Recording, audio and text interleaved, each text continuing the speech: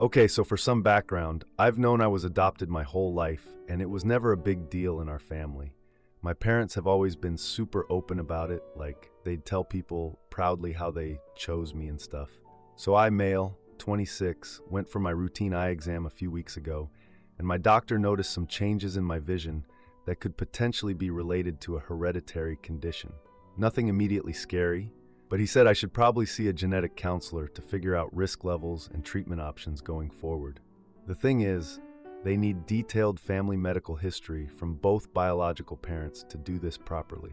I honestly thought this would be pretty straightforward. Like, yeah, it's sad that I can't just ask my birth mom directly, but I figured the adoption agency would have some medical records, right? I mean, this is important health stuff. So I brought it up during our regular Sunday dinner at my parents' house.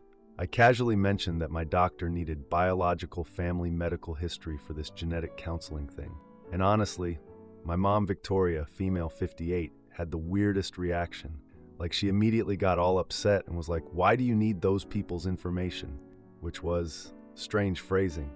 I explained about the doctor's recommendation, and she just kept insisting there are no records because she died in childbirth. But when I suggested maybe calling the adoption agency just to double check if they had any medical info on file, she completely lost it. Started yelling about how I was being ungrateful after everything they've done for me and stuff like that. My dad, Scott, male 61, immediately got up and went to his garage workshop, which is so not like him. Usually when mom gets upset, he tries to calm everyone down or mediate or whatever, but he just left. Mom followed me into the kitchen crying about how I was trying to replace her with dead strangers, and I kept trying to reassure her that this was just for medical reasons, not emotional stuff. Like, I'm not looking for a relationship here. I literally just need to know if I'm gonna go blind or something. Okay, that's dramatic, but you know what I mean. She ended up storming upstairs saying I was destroying the family over some stupid medical test, which, like, what? I was so confused because mom usually loves talking about family medical history. She keeps these detailed spreadsheets of everyone's health issues and medications and everything. So why was she so against getting information that could help me? Later that evening, Dad approached me in the garage while he was doing his woodworking stuff. He suggested maybe I should just work with what the doctors can figure out directly, and said some things are better left alone. Which is also weird because Dad's the type who researches everything. He was an insurance executive for like 30 years. The man loves comprehensive information. But I needed this for medical reasons, so I contacted the adoption agency anyway. The lady there was nice, but explained that files are sealed and I'd need a court order to access them, which means lawyers and significant costs that I definitely can't afford on my office worker salary. When I mentioned the legal process to my parents, hoping they might help with the costs since they have the money, and this is health related, Mom had another breakdown about me choosing strangers over the people who raised me. She refused to help financially. At this point, I'm starting to realize their reactions seem way over the top for what should be a simple medical request. Like, I get that adoption can be emotional, but this felt excessive. So I started researching DNA testing options online, thinking genetic matches might provide medical information without needing to go through sealed records. I ordered an Ancestry DNA kit, but here's where it gets really weird. Mom had stopped by my place that day to drop off some leftovers from dinner, which is why she was there when the mail came. Mom was there when the package arrived. She signed for it while I was at work, and she recognized the Ancestry DNA return address and threw the kit away. When I asked about the missing package, she confronted me about being obsessed with people who left me behind through no fault of their own. But here's the thing that's been bugging me. She said people who left me behind through no fault of their own, but earlier she said my birth mother died in childbirth. Those are two different things, right? When I pointed this out, she got even more upset and wouldn't explain. Now she's planning their 30th anniversary dinner and keeps making pointed comments about family loyalty and who's really there for you. It's making me feel guilty for just wanting medical information. I don't understand why they're acting like this. They've always kept detailed records of everything. My childhood medical records, school reports, even my baby teeth in a little box. But they have literally no photos, documents, or any evidence about my birth mother's supposed death. Not even like a death certificate or hospital records or anything. Their reactions just seem completely disproportionate to me wanting information that could prevent me from going blind. So I secretly ordered another DNA kit and had it shipped to my friend Jake's house instead. Am I crazy for thinking this is weird? Like, am I missing something obvious here? I just want to make sure I don't have some genetic condition that's going to mess up my vision permanently. That seems pretty reasonable, right? Edit. Since people are asking, no, I haven't gotten the second DNA kit results back yet. It takes like 6 to 8 weeks, apparently. And yeah, I realize my parents might just be protective, but honestly, their reactions feel more scared than protective, if that makes sense. Like they're hiding something instead of just being worried about me getting hurt emotionally. Now for the first update. I literally just had the most insane conversation with my mom, and I'm still shaking. So remember how I ordered that second DNA kit and had it sent to my friend Jake's house? Well, the results came back 2 weeks ago, and I've been processing everything since then. Sorry I haven't updated sooner, but honestly, I needed time to wrap my head around what I found. The results were, let me just say, my parents have been lying about way more than I thought. I'd told Jake about how my parents freaked out over the first kit, so he must have filled his girlfriend in. I picked up the results from Jake's place. His girlfriend was there, and she made some comment about how my parents are acting really weird about this whole thing, which honestly made me feel less crazy. Anyway, when I opened the results, I found multiple close genetic matches. Not like distant cousins or whatever. Close matches, all within a 50-mile radius, which is the complete opposite of what my parents told me about having no living relatives. The closest match was a second cousin with a public profile. I messaged them through the Ancestry platform asking about family connections, and they responded pretty quickly, mentioning several family members still living in the area, including someone named Nancy who works at Regional Medical Center. And that's when it hit me. Regional Medical Center is where I was born 26 years ago. I know this sounds like I'm going full conspiracy theory, but I started researching. I found the public nursing licensing database. Didn't even know that was a thing until this week. And there's a Nancy with a birth date that would make her the right age to have been a teen mother.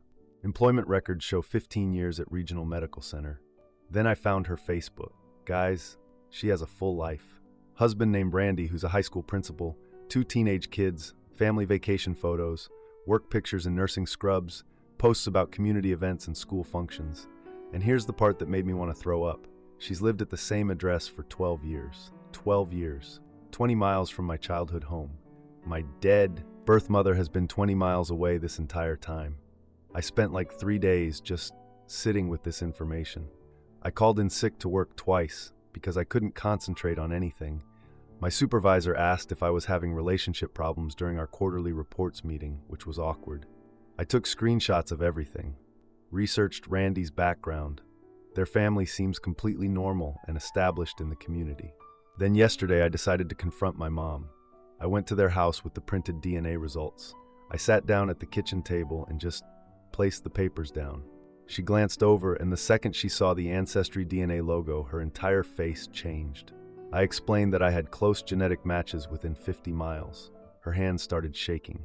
When I mentioned finding Nancy, who works at Regional Medical Center, she just started crying, and she admitted it. She said Nancy didn't actually die. But then she immediately started with this story about how she wanted to protect me from rejection, and Nancy moved far away and started a new life and probably doesn't even remember me. What?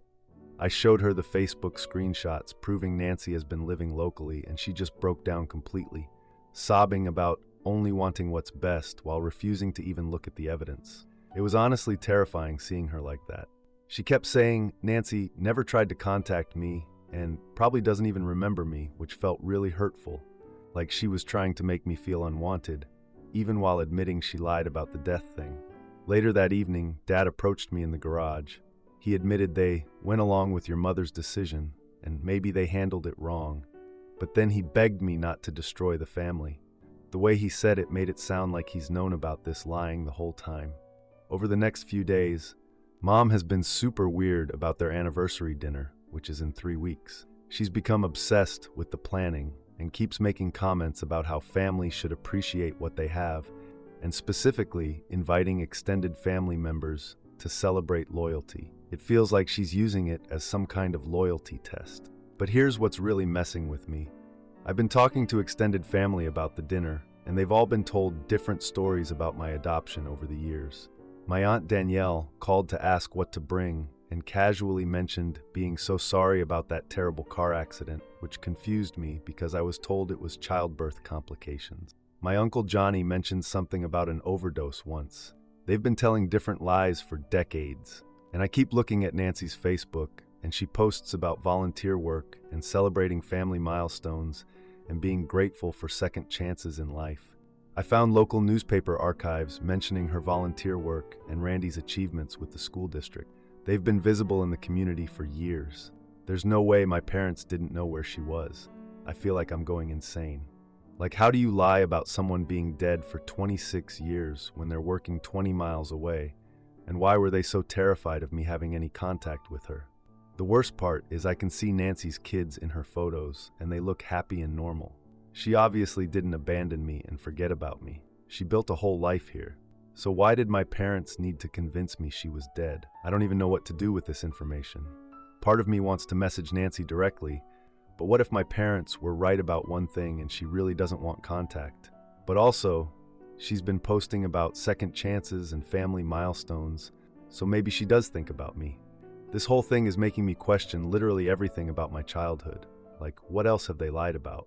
Information to add. Since people are asking, yes, I screenshotted everything before confronting my parents because I figured they might try to mess with my head about it.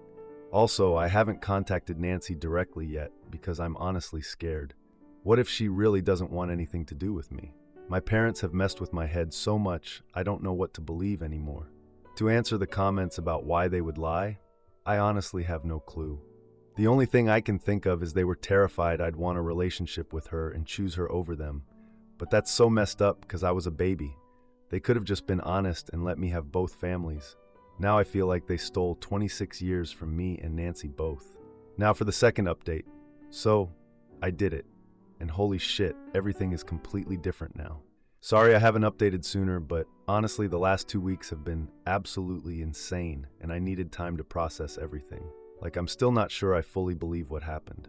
Okay, so after my last post where I found Nancy on Facebook and realized my parents have been lying for 26 years, I spent like 3 days just staring at her profile.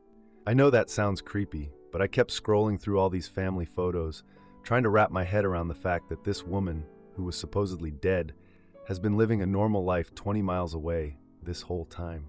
I must have started typing a message to her like 50 times. Every time I'd write something and then delete it because it sounded either too casual, like, hey, what's up?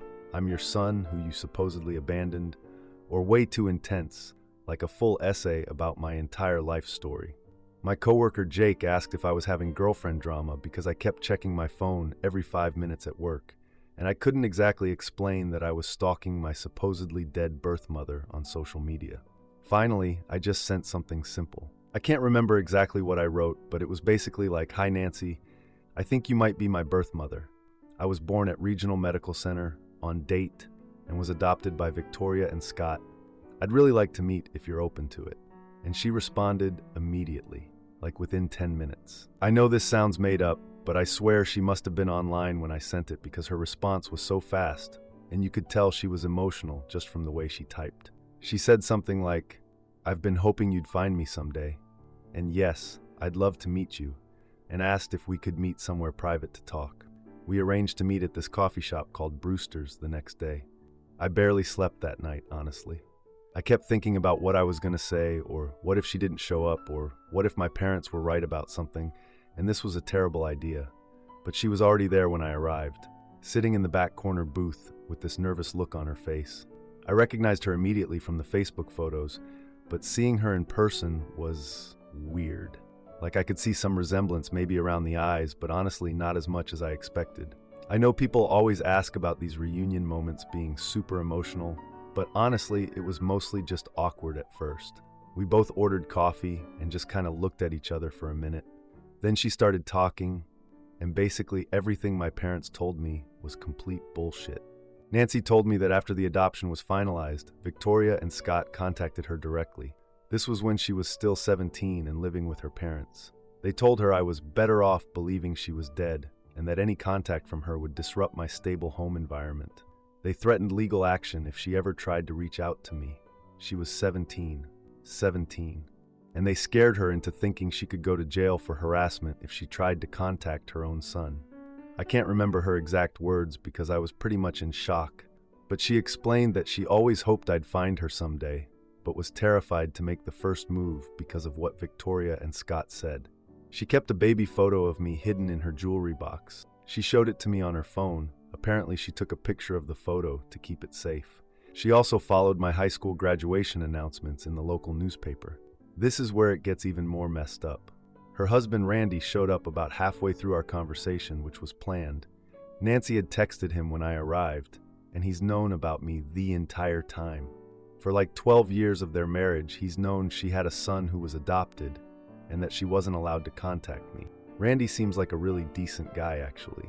He said he always encouraged Nancy to respect the adoption boundaries, but he researched me online over the years to make sure I was safe and doing okay, which is simultaneously sweet and kind of creepy, but whatever. But then Nancy admitted something that made me want to throw up. She said she's driven past my workplace multiple times during her commute to the hospital. She's seen me at the grocery store once, walking to my car in the parking lot at work. She recognized me, but never approached because she was still scared about the legal threats and didn't want to disrupt my life.